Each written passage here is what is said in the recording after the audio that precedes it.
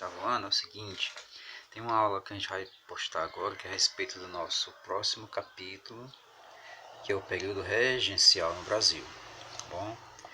Então vamos compreender o que é aqui, os termos aqui. Regencial significa que alguém está regendo alguma coisa, quer dizer, alguém está controlando alguma coisa, ou então alguém está, digamos,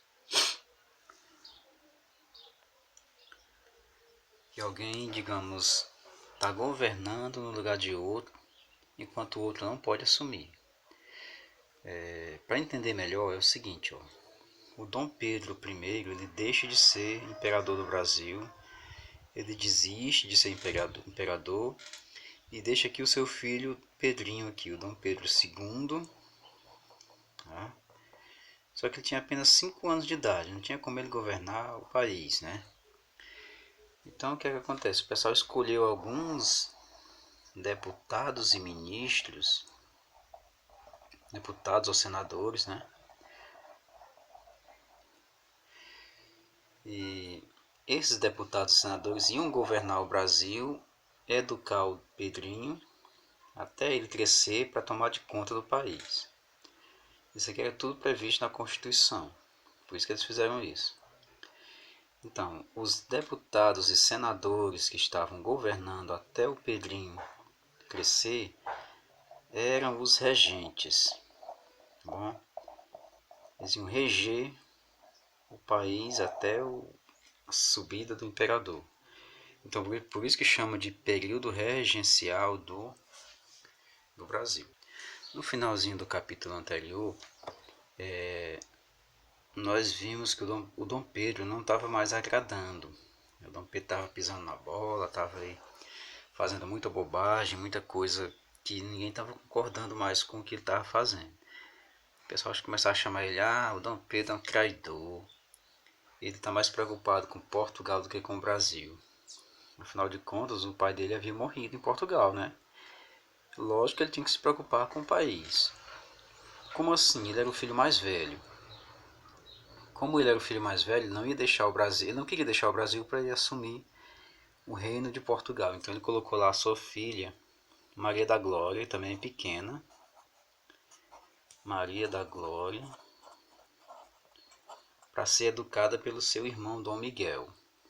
Dom Miguel ia ficar mandando em Portugal até Maria da Glória crescer e assumir. Só que o Dom Miguel quis logo ser rei, se autoproclamou um rei, o rei de Portugal.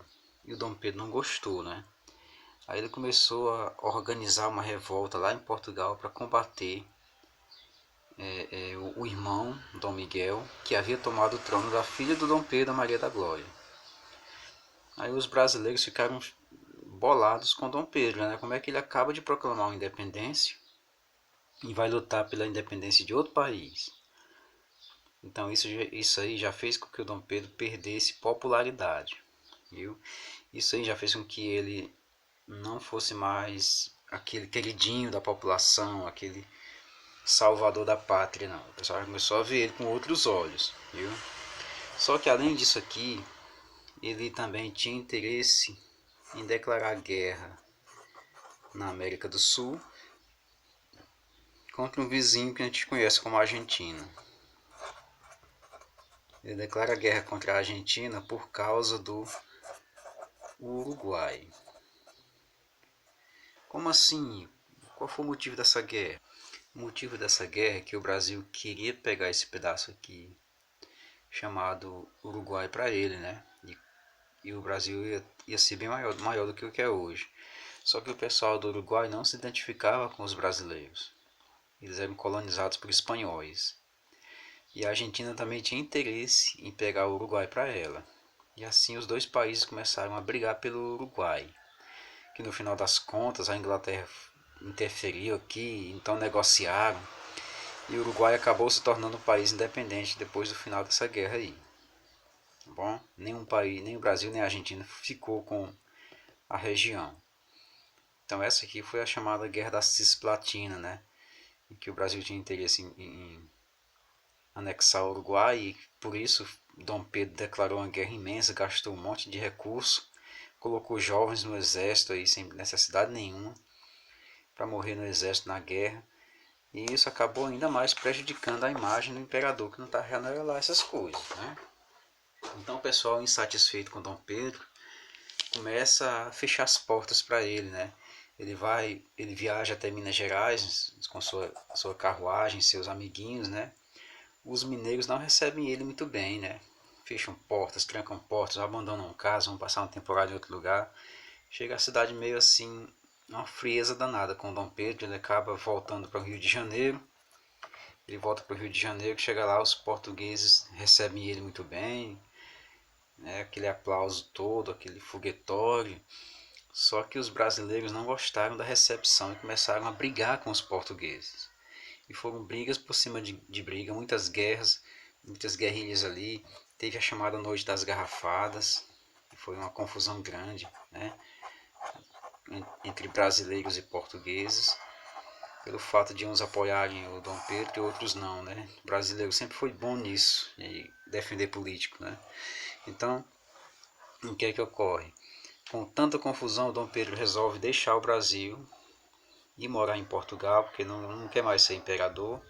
Ele não consegue mais recuperar a sua popularidade, deixa aqui o seu filho aos cuidados de José Bonifácio e seus deputados e senadores, seus ministros, né?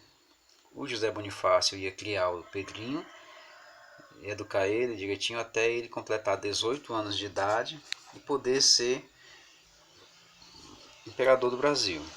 Mas para isso o Brasil teria que ser governado até a maioridade dele por regente. É por isso que chama de período regencial o governo, que vai esperar o Dom Pedro crescer, Dom Pedro II, e se tornar imperador do Brasil.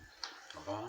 Então, essas regências, no início, elas eram formadas por três políticos, né? Três deputados. Por isso que chamam de regência trina. Regência trina, formada por três pessoas que iam governar o Brasil. É como se fosse uma pequena república dentro do império, né? Três deputados e senadores iam governar. Então, quem eram essas pessoas? Vamos ver aqui. Então, aqui é para a gente ver quais foram as regências. Ó. Teve a regência trina provisória, tá? Teve a regência trina permanente, teve a regência una, governada por uma só pessoa, e teve outra regência una, governada por outra só pessoa. A regência trina provisória só durou três meses, né? Bem pouco. Um país que precisava de um governo imediatamente, só durar 3 meses é muito pouco essa regência, porque as pessoas não estavam se dando muito bem. Esses três comandantes aqui da regência, José Carneiro de Campos, Nicolau Pereira de Campos e Francisco de Lima e Silva, começaram a se desentender, né? E como todo político se desentende, e uma hora está amigo, outra hora inimigo, então eles começaram a não concordar mais um com o outro, e dessa forma o Brasil passou a ter a necessidade de formar uma nova regência, que foi formada por José Carneiro de Carvalho, João Braulio Muniz e também Francisco de Lima e Silva. O mesmo aqui.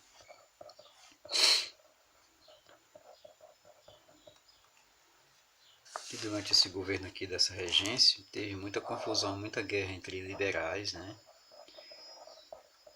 Liberais e entre também os conservadores, que eram grupos políticos que tinham ideias diferentes. Por exemplo, os liberais queriam um país na qual eles não pudessem depender do governo. Quer dizer, eles tinham ideias bem avançadas de progresso, em que as empresas e indústrias mandassem sozinhas no país. Enquanto que os conservadores eram aqueles que queriam manter as coisas como estavam, né? Não queriam mudança, nem nada disso. Eram classes políticas muito ricas do tempo, né? As oligarquias. E ainda tinha ainda os chamados restauradores, né? Que eles queriam tirar esse pessoal do governo e tentar manter de novo em um império, mas não tinha quem governasse o Brasil, o imperador não tinha crescido ainda. Né? Então, desmanchada aí mais essa regência trina permanente, foi criada a regência una. A regência una foi criada por uma lei uma lei chamada Ato Adicional. Para acabar com esse negócio de regência, só estava dando confusão as regências trinas, o pessoal resolveu criar uma regência única, quer dizer, um só político ia governar o Brasil de hoje em diante. Tá? Então criaram essa lei chamada Ato Adicional, que colocou no poder aí do Brasil um sacerdote chamado Diogo Antônio Feijó, que era senador, mas também era padre, né? Quer dizer, um padre já foi presidente do Brasil, né? Vocês podem notar aqui. Aqui foi criada a Guarda Nacional também. Para evitar revoltas, criaram uma Guarda Nacional, uma espécie de polícia oficial da regência do Brasil. Ainda através desse ato adicional,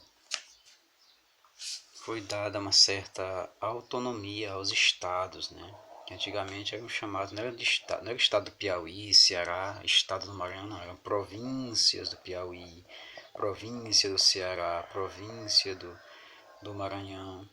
E foi dado mais autonomia a essas províncias, quer dizer, foi dada a elas a oportunidade de criar leis próprias, né? Foi dada a elas a oportunidade de se autogovernarem por um tempo, uma espécie de autogoverno. E isso abriu espaço para que revoltas pudessem acontecer, como por exemplo a Farroupilha, a Sabinada na Bahia. O pessoal tudo queria se revoltar para criar um país dentro do Brasil. Viu? Alegando que a saúde estava ruim, estava fraco de saúde, não sei o que mais, tinha pego aí uma epidemia, uma pandemia, o Diogo Antônio Feijó saiu do governo 2 anos antes de terminar o seu mandato, que seria de 4 anos. E quem assume é o deputado Pedro Araújo Lima, né? Que o pessoal gostava de dizer que ele era uma espécie de regressista. Ele queria manter as coisas lá no começo de tudo, Brasil colônia, essas ideias atrasadas, né? Diziam que ele era meio atrasado no que ele fazia, no que ele pensava. Só que o Pedro de Araújo Lima não tinha muita, digamos, força para segurar tantas revoltas, né?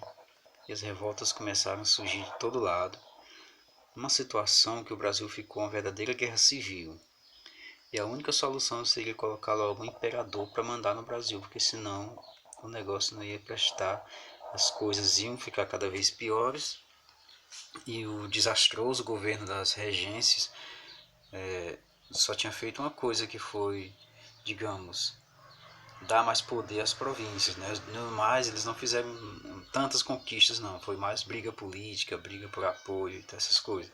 Então, como é que o imperador ia governar se esse tempo todinho aí que havia passado, o imperador só tinha 15 anos, né? Como fazer isso?